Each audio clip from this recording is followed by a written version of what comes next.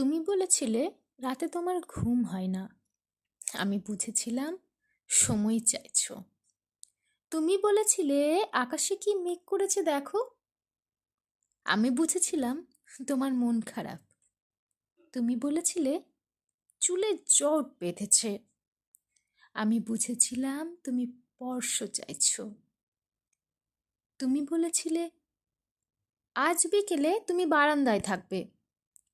আমি বুঝেছিলাম সাক্ষাৎ চাও। তুমি বলেছিলে অন্ধকারে আমার বড্ড ভয়।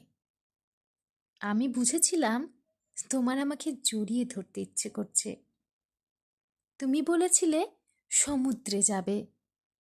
আমি বুঝেছিলাম পাশাপাশি হাত ধরে হাঁটতে চাইছো। তুমি বলেছিলে নীল রং প্রিয়। আমি বুঝেছিলাম তোমার কষ্ট হচ্ছে। তুমি বলেছিলে ঠোঁট ফেটেছে। আমি বুঝেছিলাম চুমু খেতে চাইছো। তুমি বলেছিলে অঙ্ক ভালো লাগে না। আমি বুঝেছিলাম তুমি কবিতা ভালোবাসো।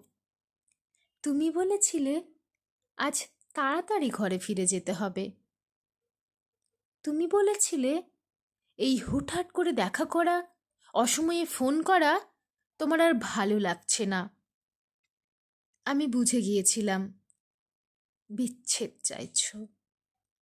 তারপর অলিখিত স্বাক্ষরে তুমি যখন ইনভিজিবল কোর্টে আমার বিরুদ্ধে বিচ্ছেদের মামলা ঠুকে দিলে, আমি বুঝেছিলাম তুমি মুক্তি চাও।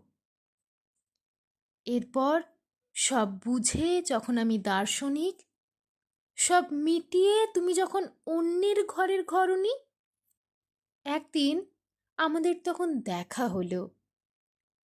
তুমি জিজ্ঞেস করেছিলে কেমন আছো।